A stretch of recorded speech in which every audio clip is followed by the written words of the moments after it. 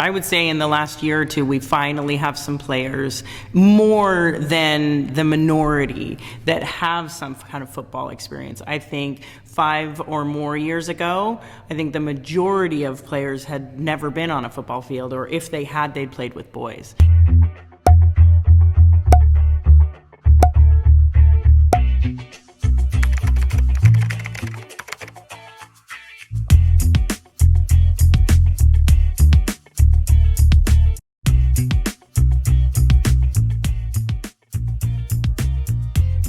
Hello and welcome to this episode of the Ask Valor Masterminds podcast, day drinking edition. We're coming at you from the creative underbelly of the Creative Block Studios, right? My name is Galen. Joe. And welcome here. Joe, our day drinking episodes, we like having people enjoying a cocktail and everyone. Can you introduce who we have with us today, please? On such short notice, we have Alicia and Hippie. And if you don't mind just doing a quick introduction for each of you about your bios, what you do for work, and then also for your organization. I'm Alicia Gellis. I'm the CEO of the Seattle Majestics, and by day, I am a senior sales rep for Northwest Payment Brokers, which is credit card processing. So I spend my days working with business owners, trying to make their lives a little bit easier and saving them money with their credit card processing. And the rest of my time, I spend running the Seattle Majestics, which is a nonprofit professional tackle football team for women. And I'll introduce Hippie now. Yeah, so my name is Tanisha Norman, also known by the team as Hippie. By day, I do community engagement with City University of Seattle, so a lot of community colleges works, partnerships, and things like that. And then I call my night job as being a football player with the Seattle Majestics. So this is my third season with the team. This season, I was named the team captain, and I play defensive back. Nice. Yeah. And what's like the history of the Seattle Majestics? So the Seattle Majestics has actually been around for, I think, 20 years this year. It used to be down in Tacoma. We've been in, I think, at least 2, maybe 3 different leagues because... And has it always been tackle since it's... It has always been tackle, yes. It was not always a nonprofit. It became a nonprofit in 2014, I believe. And we joined the WNFC, which is the national league that we're in right now, 6 years ago. This is our 6th season in that league, and it's the league's 6th season. Okay. And how is the team comprised? Like, how do women find out about it? How do they try out for it? They find out about it through things like this. Okay. They're in the Seattle area, at least. I think that's one of our biggest hurdles, is a lot of people don't know that we exist. Hippie, you moved here from out of town. How did you find out about us? I actually was clubbing one night. Somebody saw me at the club and said, "You look pretty athletic. Do you think you can play some tackle football?" I said, "I think I may be interested. Send me the information and I'll be at the first practice." And the good thing about the Majestics is you kind of go around the team once and you kind of fall in love with it. I think from the first practice I was a little hooked. And I've been around and pretty dedicated to the team ever since. So no football experience. No. Someone approached you, you think they're hitting on you, but they're inviting you for tryout. Yeah, there So it is. what's your athletic background? What I did you actually do in high have school? no athletic background, Oh, no. which is nuts to think about.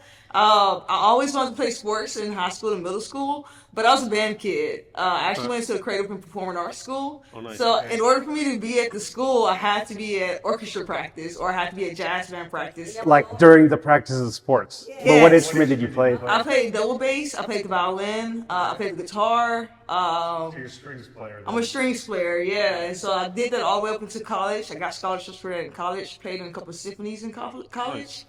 And so playing football now is kind of like my teenage dream. Like I finally get to be Your an athlete. you have your creative outlet you had in high school all the way through. Now you have like a physical outlet, Yeah. but you still never can be too creative. late. It's Yeah. never too Exactly. late. No, it really isn't too late. I mean, I remember my first rookie year. I feel like I sucked. I see people all the time, I tell rookies all the time, like, don't think too hard about it. I sucked as a rookie, and now it's my 3rd year player. Everyone's starting to see me as the leader of the team, as the captain of the team, and I'm always telling people, like, if you never played football, you can still play football. So you are a professional athlete. I'm a professional athlete, yeah. Okay. Well, there you And Joe, who are our guests brought to us today? Who are sponsors of our... Awesome. So thank you to our sponsors for letting us have this episode. We also have in the building Mark Embry. Mark, quick plug for you. Yeah, so Creative Block Seattle is a studio, videography, photography, and a multi-use space, which is upstairs from here. And then we also partner with the folks that lease this space, Just Move Studio. It's a multi-use event space that is rentable for anybody. So just go to creativeblockseattle.com to check out all of our spaces. All right. So before we get to our advanced services pump you up quote of the day, I'm going to start making some margaritas. So we're going to be drinking margaritas today, alcoholic margaritas, not the non-alcoholic ones. So Joe, while I mix these, Are you infusing with anything today? no, this one will be kind of special because we're making margaritas, and we had this previous guest, just our last episode, Sugar Bear Cotton Candy, made a margarita cotton candy that we're gonna do as a fun little kiddie topping, on an adult drink. So kind of bring the best of both worlds. So while I mix this, Joe. Shout out to Liam. Yeah. Shout out to Liam from Sugar Bear. All right, so we're going to start with the quote that you sent us. So I'm going to read it, and I'm just going to ask you why you picked this quote. Okay. Okay. So, do the best you can until you know better. Then when you know better, do better, by Maya Angelou. So why does that quote resonate with you? Well, first of all, I think I'm super blessed that I was able to see Maya Angelou speak when I was in college. And I think she's just one of the most amazing humans that has graced this earth. And that particular quote, I think, really resonates with me because I actually started as a player with this team. My best friend loves football and found the team. And she said, hey, you're going to love this, because she knew I played rugby in college. And I went to a practice, and I did. I loved it. I had a little too much going on in my life at the time. But I went back the next year, and I actually played for 3 years. And just really saw a need to help, because there's all kinds of ladies on the team. Some can afford to play, some can't. And I was traveling and playing when people that were far better than me couldn't, because they couldn't afford it. And I thought, well, this is insane. How can I help? So I'm figuring out how to do it better. And here I am. This is my 5th year with the organization. We no longer charge player fees. Nice. The players still have to pay for their own travel, but we try to provide as much fundraising as we can to make it as financially possible. And hopefully in the next 2, maybe 3 years, we will be able to pay our players. So that's the goal that we're moving towards, and I think it's attainable. We have a little work to do, but we're getting So there. how do you do it to where a player is currently paying for their fees, and how do you get the funding to pay the players to play? Sponsorships and hopefully soon grants. Okay. So really it's about getting the support of our community. One of our big incomes is season tickets and just tickets to our games. So again, creating the awareness. People don't know we exist. So the more people we can educate that we are out here, get them down to our games in Kent. Our first game is March 29th. We have 3 home games. Also, if people can't make it to a home game, that they sign up for streaming. We're going to be streaming on Victory Plus this year. So all of those are sources of income. This is a replica jersey that we sell once a year in January, and that's a huge contributor to our operating budget. So the more money we can either raise or bring in for sponsorships or get as donations, because we are a nonprofit, all of those things are what makes the difference so that we can take care of the players and their expenses. I have a slew of questions. And I want to start off with, this is a real worthy. Which is tougher, rugby or football? Ooh, so that's a great question. So physically, I think rugby is definitely harder, but strategically, football is way harder. It's a much more complicated game. Because for those who don't know, explain what rugby is. Rugby is no pads. This is a tackle game. You throw the ball backwards, and if you don't have the ball, you're going for the person with the ball. It's that simple. So it's straight tackle football all the time, no pads. Correct. You have a mouth guard. Yeah. Yep. And there's barely any stoppage in play. Like, you stop when somebody throws the ball forward or when the ball goes out. In football, a play is at the most, 90 seconds? Yeah. If that. If that, Yeah. more like 30. Yeah, if that even sometimes. Yeah. So from an endurance perspective, football is so much easier, but I had never played football. Most of the ladies that walk onto the football field have never played football before. So just the learning curve is tremendous. I ended up playing on the line because it was the least complicated position I could find. Off super important though. They are. Offense or defensive line? Offensive line. I was the right Protect guard. the quarterback. Super Yeah. important. Okay, so my next question is, why is women's football important? Tackle football. Why is it important? It's a deep question. Yeah. For me, I realized early on that I was put into a position of playing tackle football, which most girls don't get to see someone else playing tackle football. It wasn't until I moved up here in Tennessee, there's literally probably no girls playing flag football and things like that. But up here, I started to meet more and more girls who are playing tackle football.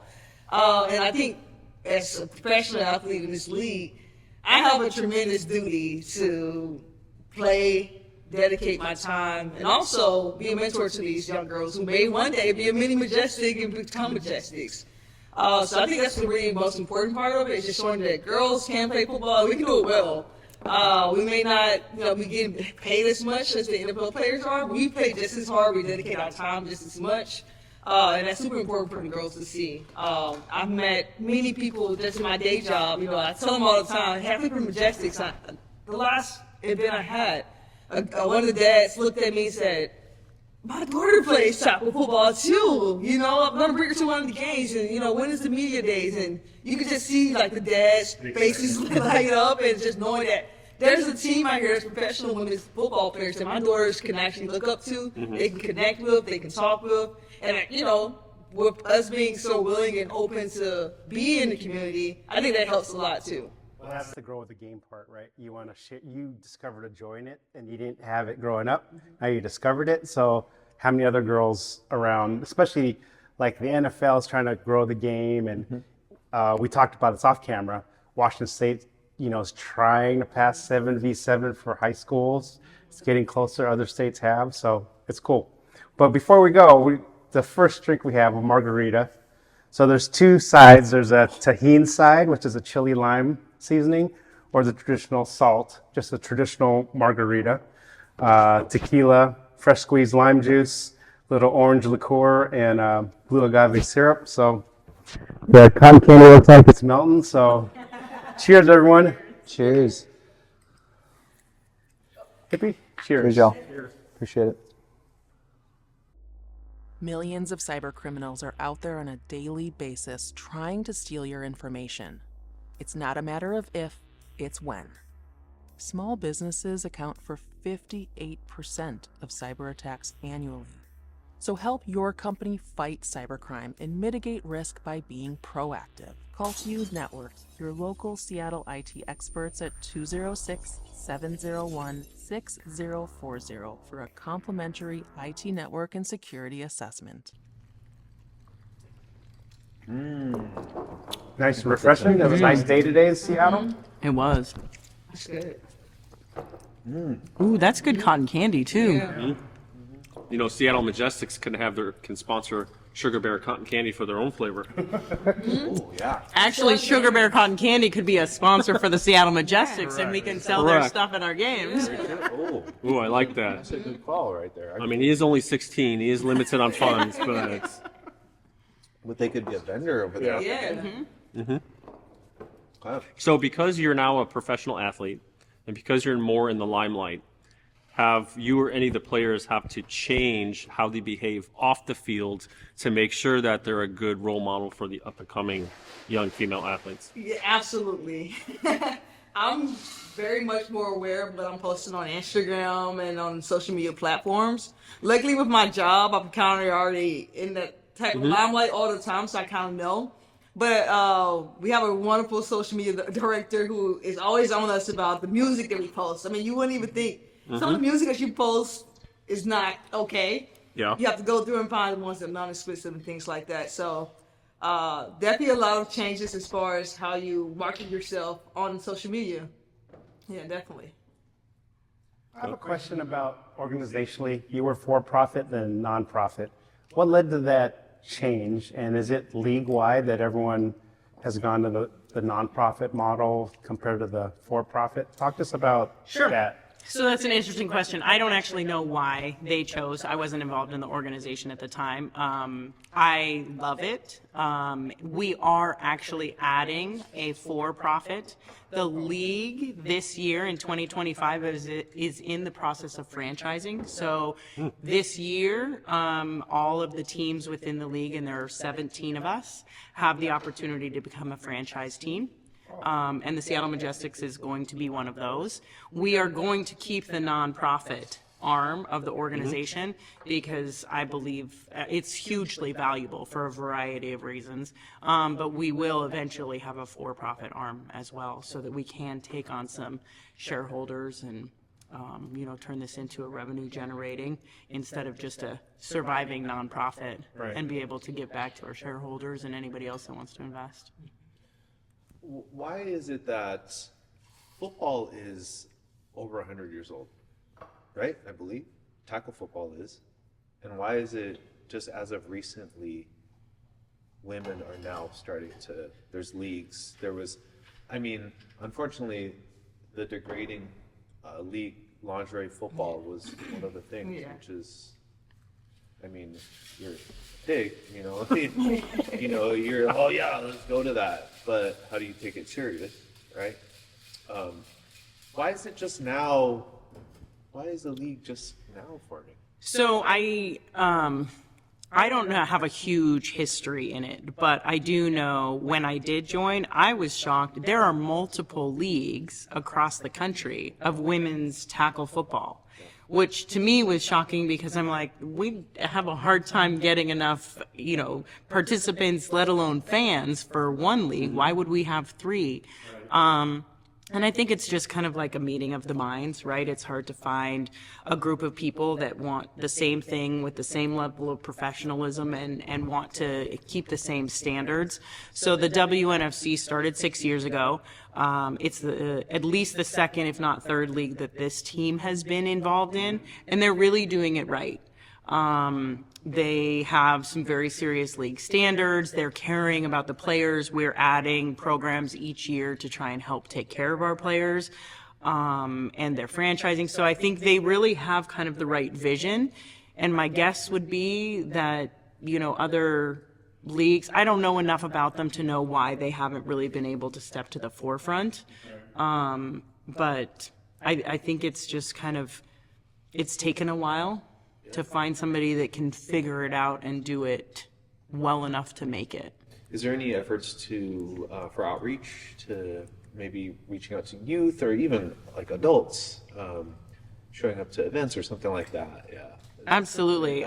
So the league has an organization that they've partnered with called Got Her Back, which is focused solely on camps for girls ages 5 to 17. Yeah. And they offer that for each of the teams to partner with. And we did for the first time this last year. And then just locally as an organization, like we 2 years ago, went out and supported the state flag football championships. That's actually where we found our current quarterback. She was MVP in the state, Peanut Kamuta. When she graduated high school, she was MVP. She graduated from Lincoln High School, MVP for the state in flag football, girls flag football. So that was just an easy call to make.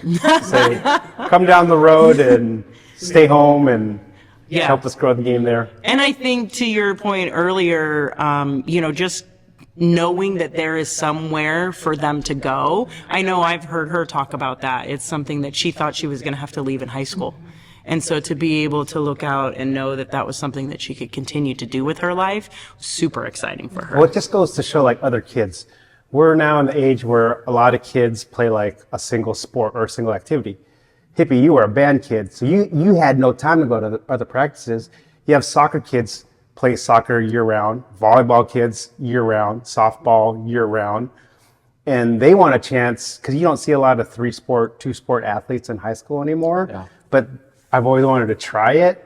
But now you give girls a chance to play, like not just the boys could do it, but the girls could do it too. So there's probably you'll have people who, this is my first time, that'll have done football for the Majestics or something. So that's pretty cool. I would say in the last year or two, we finally have some players, more than the minority, that have some kind of football experience. I think 5 or more years ago, I think the majority of players had never been on a football field, or if they had, they'd played with boys. And that's Talk to us starting about to the shift. growth then of not only like roster development, but like fans and engagement. You know, I mean, if you're trying to get out there, I didn't know there was a professional tackle football league, but now that, you know, with exposure, how's that received in the community when people discover or go to the game for the first time? How's that fan experience like, and what do you hear feedback wise? It's hugely positive. Yeah. I'm always shocked when I come out the tunnel and I look up at the stands and they're always packed. I mean, the energy in the stadium is electric. There's chanting. There's people with megaphones yelling. There's little girls that we've seen at community events, you know, in the stands cheering us on, you know, with their jerseys on from high school. I mean, anyone that I tell about the team are always so fascinated with the team that they come to the next game. They bring a friend, they bring a couple of friends, and they end up becoming lifelong fans of the team. I even run into, like, with my job, I have the unique ability of being out in the community all the time. So I'm talking about the Majestics, and I get to meet old Majestics. They say, hey, I used to play on that team 10 years ago. I was the running back for the all-pro team, and that you know, gets me fired up. Like, oh, there's old Majestics, the OGs out here too. So for me, I mean, I've seen the growth from my rookie year 2 years ago to like last year, and it literally blew me away the first game. It was like, okay, we got a game here. We got fans, and you know the difference between our fans and we go and travel to other stadiums. We have the best fan base. We do. We have the best. The Lions Den is the best, hands down. So that's fact, not opinion. That's fact. That's Yeah, fact. we have traveled and had more fans. So from a business standpoint, then you've seen growth for the business from 3 years ago to now. So for businesses potentially listening of wanting to partner or sponsor an opportunity on the come, talk to us about how you've seen it on the business side. We've heard it from the player side, but talk to us from the business side of things. It's definitely easier because, you know, we can reference our social media and just the followings that have grown there. You know, we work with the sponsorships and make it really reasonable. So they range from $500 to $10,000. So it can really be fit their own needs because there's a lot of different sized businesses out there. Right.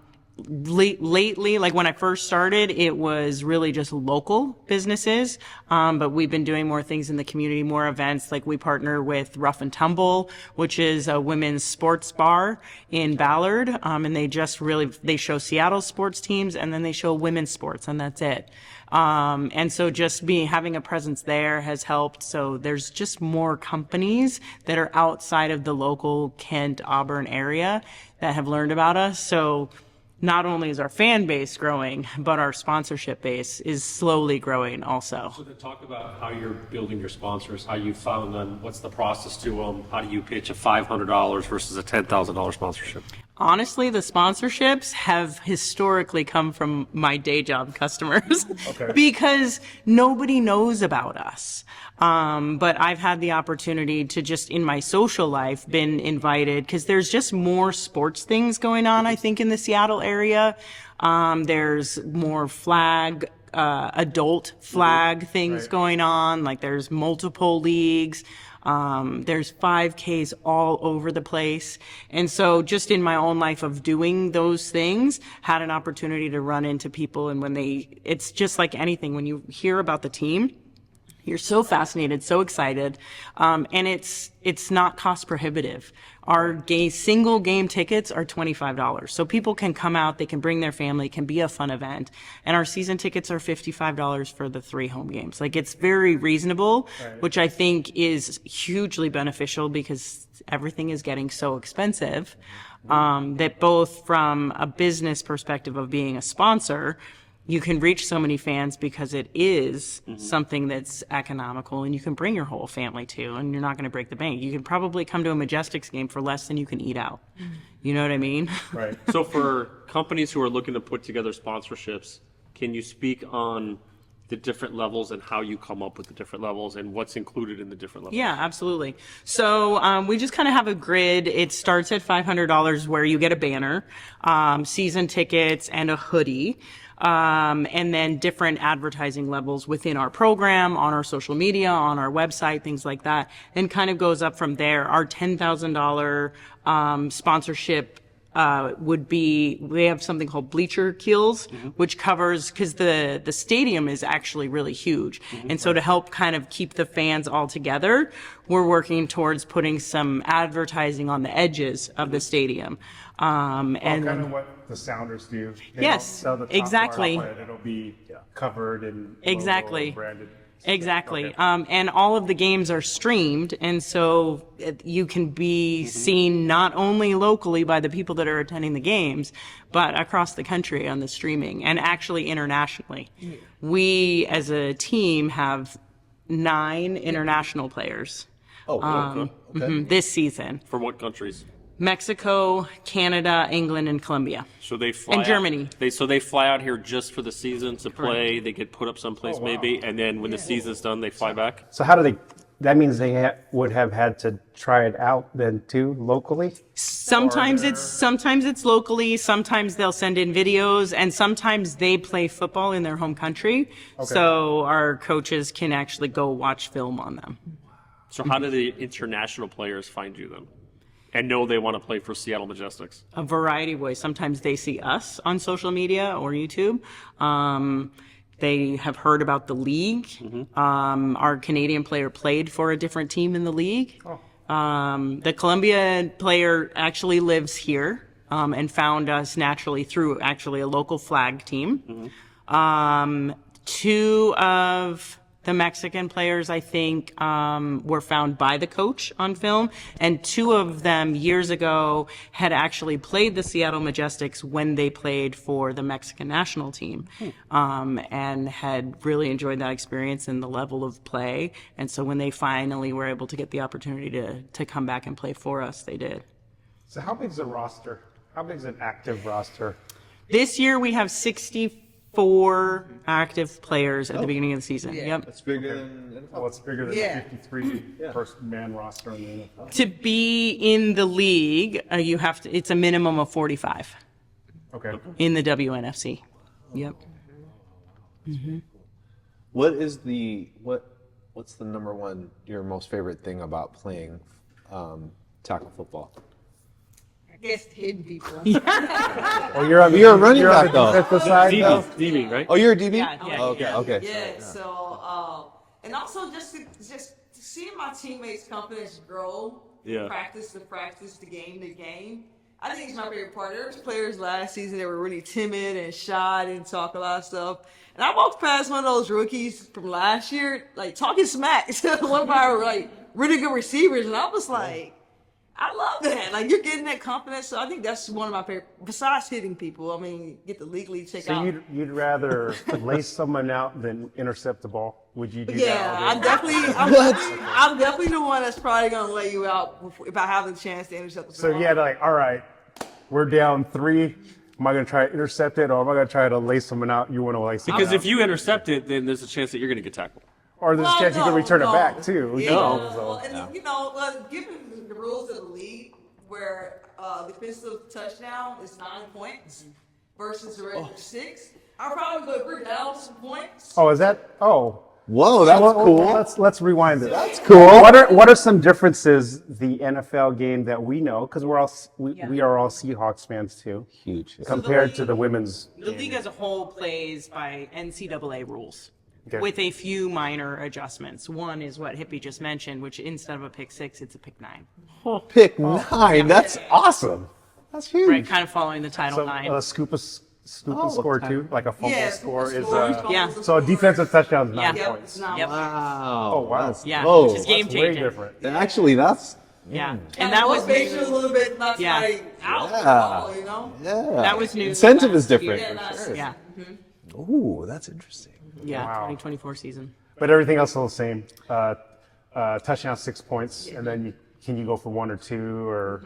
So NCAA rules 1 foot, then not. Yeah. You don't have to 2 foot it. And then the overtime rule too. You follow the college overtime rule. believe so. I believe Like, so. I don't know anything about football. I just played for 3 Overtime. years and run a team.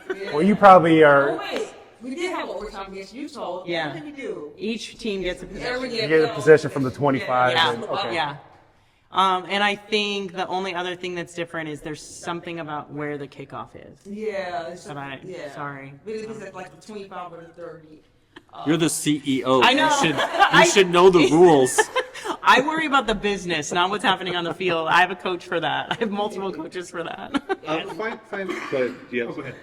The financial part of it, because you talked about the players having to, fit the bill for their own. Yeah. So when they have to go to Texas, is expensive to fly to. Yeah. What is that like? Some don't make it. In my position, I have made the commitment that there isn't a player that isn't going to play because they can't afford it. Like I'm dedicated to figuring it out. Yeah. So we have some donors that literally will just donate into a kitty, and not everybody knows this. I do because I've made that commitment, and it'll just go to player flights. Or we also have players that work for Alaska Airlines, and they are amazing, and they donate their buddy passes and help take their teammates along with. I mean, the organization, I'm so committed to it for why it's here, but also just the community that it's created with the ladies that play. And just sometimes this is their only community. They may or may not have family in the area. They may or may not have family. And so the teamwork amongst the players is just phenomenal. And the ability to support our families of our players are tremendous support. So really it takes a village, and that village makes it doable for everybody. So can you list out, or can you let the audience know who some of your sponsors are, and then maybe the types of sponsors you're looking for? We are looking for any kind of sponsor. Maybe Anybody Alaska that can Airlines. give money. Yeah, exactly. We would love an Alaska Airlines partnership because a majority of our players actually fly Alaska because they have the Alaska Airlines card, things like that. So I know to have support from any local business would be tremendous because we are able to be here and support that business back. So I'm going to go deep again. Why are girls in sports? Why is that important? Because I'm a girl dad. And I had a couple athlete girls, but to be honest, sorry girls, I didn't promote them as much as I did my sons, to be honest. So why would it be more important to evenly, promote, encourage I have a girls, women? Do you? Yeah. We're going to get emotional because Yeah. I'm kind of, For me, I think just the more we are out there promoting what we do, promoting how hard we're working, promoting how great our team is, the more that we're able to get the monetary things that, even sometimes like there's college athletes, men college athletes that don't make it to the league. Right. That still end up making millions of dollars, and there's flag girls out there that go to college and get a scholarship to college. And they don't get NIL deals and things like that. They basically get to go to school for free, and after that, there's no NFL, there's nothing else after that. There's no supports, resources. Basically, chalk it up, you're done. So I think that's the biggest part for me is just showing that we can play at elite level too. Girls can play just as hard on the field, off the field. We can give just as much to the community. And so the more we're out there in the community showing that, I think it's so important for, like you said, other girls to see that there's not just an end after, college or football, high school. There's much more, like creating your own brand, We see a lot of men creating their own brand off of being, elite route runners. Never make it to the league where they're making $1 million teaching you how to run routes.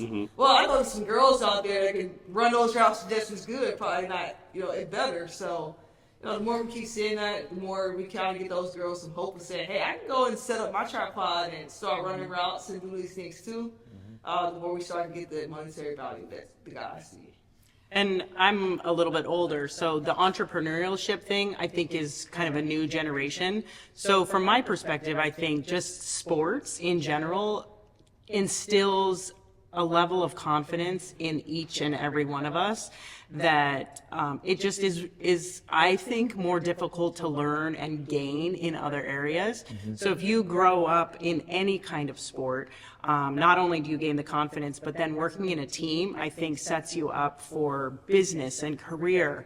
And in fact, I have seen in one of our players, started as a rookie when I did 5 years ago, in her 20s, a great player. So made it to All-Pro because she did play flag football in high school, Zay Dolente. And she has gone from being an All-Pro, she actually now is on our head coach's coaching staff, right? So on the side, she does that, and I've just seen her blossom, and the amount of confidence that she has as an individual in herself. I had the great opportunity of meeting people that she works with and meeting people that manage her. And I have watched her over the 5 years. I know that she will now be a great manager for that company as an asset of an employee. And I know that that came to her through the confidence that she was able to grow and build and the skill set that she was able to grow and build that came from the football field. So as the CEO of the Majestics, what is your vision 1 to 3 years from now? Like in a perfect world, what would the team look like in 1 or 3 years? I think in 1 year to just continue the growth that we've been on. At the end of 23, we finished the season with literally a third of our players were injured. Oh, wow. Yeah. So the roster was much smaller. So just literally in the year from 2024 to 2025, last year we started the season with a roster of about 55. Right. So just to continue that trajectory of growth on the field, our coaching staff has grown we've added, I think, at least 2 coaches each season. And last year, the head coach, the COO, and I pretty much did everything. And this year, I literally have a staff. They're all volunteer. Every single person in this organization is volunteer. But we have a staff of 6 now. Yeah, but you got people to wear those other hats that you don't have to wear. And that is tremendous. So just to honestly keep that trajectory year over year, we don't have to maybe grow as fast, but just to keep growing and keep adding, because there's so much more that I want to do, so that in 3 years, we have enough people to be able to accomplish our financial goals so that we can pay our players. So what are some of those things you just mentioned of things that you want to do in the next few years then? I had a grant writer to the staff. I think that's huge because I know that there's got to be funding out there for women's sports, women in business. We have our players range from students to iron workers and carpenters, union workers, to engineers, and everything in between. So just the diversity that we have, I think there's opportunities out there for funding, as well as just the reach and in sponsorship and our ability to be able to give back to the community and be able to gain support that way also. What are the age in the players? Like what's the youngest, what's the oldest? 17 and a half right now. So she's graduated high school then? Yeah, she hasn't. Josie hasn't graduated high school, I don't think. Has she? I don't know. I don't think she's. Okay. Is that the Lincoln quarterback? No, so she's she 19. She now. was the youngest one last Yeah, year. she was the youngest one last year. This year we have somebody who will turn 18 just after our season. So they don't have to be 18 to play? No, it's preferred, That's not a- but not you parents have to okay be with it. 17 and a half Okay. during the season. Okay. So you can't just be 17. You can't have just turned 17. Yeah. Yeah. So You'd be 17 turning 18. Yep, basically. 17 and a half with parental permission. So that's our youngest this year, and I think our oldest is 46, I believe. Love that. Love that. Last year we actually had a 50-year-old on the team. What? position That's do you play? great. What did they play? Yeah. Who was Beth? Beth was on the punt team. Special team. Special teams. Yeah, special team. That's awesome. What's the hardest position to fill in terms on your football roster? What would you say is the hardest position to fill? I feel like it's the defensive back. Nobody wants to be a DB. You know? I'm always stuck on the field way too long looking for somebody to tap me out. Everyone wants to be a wide receiver. You know, the stars of the show, For the sure. divas. That's The glory, yeah. Everyone wants to be a linebacker because they get to lay someone out all the time. With the Well, so do game. DBs then. Huh? Still get the opportunity. But the DBs, you have to run a lot. You're running Yeah. backwards, so there's a lot more technique work and things like that. Yeah. And I think the O-line sometimes gets a little bit yeah. That's forgotten. probably one of the least Like, it's a glamorous. really important position. And you do get to hit a lot, but it seems like people would rather play on the D-line than the O-line, which I personally don't understand. Well, yeah. So before we close, to anyone watching that is thinking about, should I go this? I've never heard of women's professional tackle football. What could each of you say to our audience on why you should attend a game this year? It's going to be the best way you spend a Saturday night in ages. The energy's phenomenal. The ladies are amazing. And it's just, it's really fun, and it's going to blow your mind at what good football we're playing. Yeah, if you want to see some real football, some real hitting, we play just as hard as the men. Probably a little bit harder, a little bit more grit and grind to it. Probably a little more chip on your shoulder. Yeah, too. there's a lot of chips on our shoulders. There's a lot of anger on the field. So yeah, the field, like I said, the stadium is electric. The field that we play on is beautiful. It's amazing. Well, you mentioned a scoop and score, defensive touchdowns, nine points. How many did you have last year? I didn't have any last year. I actually got an interception in Oregon, pouring rain, right at the end zone. Did you guys as defense score any defensive touchdowns? No. I think I only heard of in the league There's a couple. of them, yeah. Okay. So But it this- can be game changing, but It it's can tough. be. Yeah. It is tough. Hopefully this season, Yeah. I think with the defense that we have, we Yeah. were aggressive last season. A Even lot more more aggressive, aggressive yeah. this season. So there are real refs then too. Oh, Yes. So are the refs like, oh, that should have been offensive pass interference. That's a kick I play. can't- Do you get that too in the league? I'm the worst when it comes to the refs because I'm right there next to them most of the time, and I'm always getting told on as a DB. Oh man, Like I you guess the refs is terrible. missed that, or you missed like a hold or something. Are there any businesses that in the area that had sponsored you that we could elevate right now? Yes, Veterans Roofing is an amazing supporter of us and has been for many years. He's based down in Tacoma and provides great roof systems. Shout And, outs. Yeah.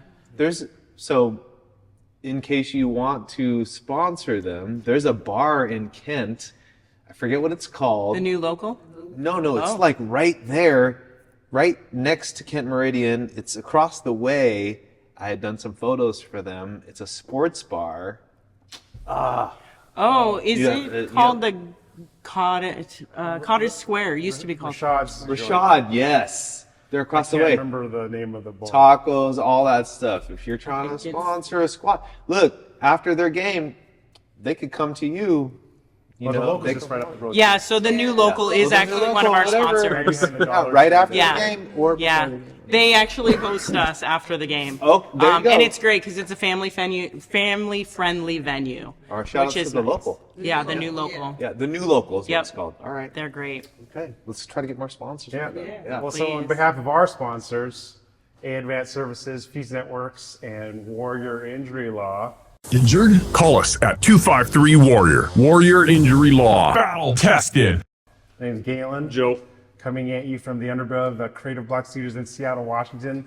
Thanks to our guests. Good luck on an upcoming season for the Seattle Majestics, guys. We're gonna post all their stuff online. Check out a game right at French Field in Kent, right? So Yep. season starts, I think, the end of March, Absolutely. right? So by the time this episode comes out, should be right around game time. So thanks for tuning in and watching this episode. Day drinking CEOs with the hit National one. Masterminds team. Cheers, everyone. Cheers. We only had one drink, Galen. Yeah, well, I poured you up a little bit, so.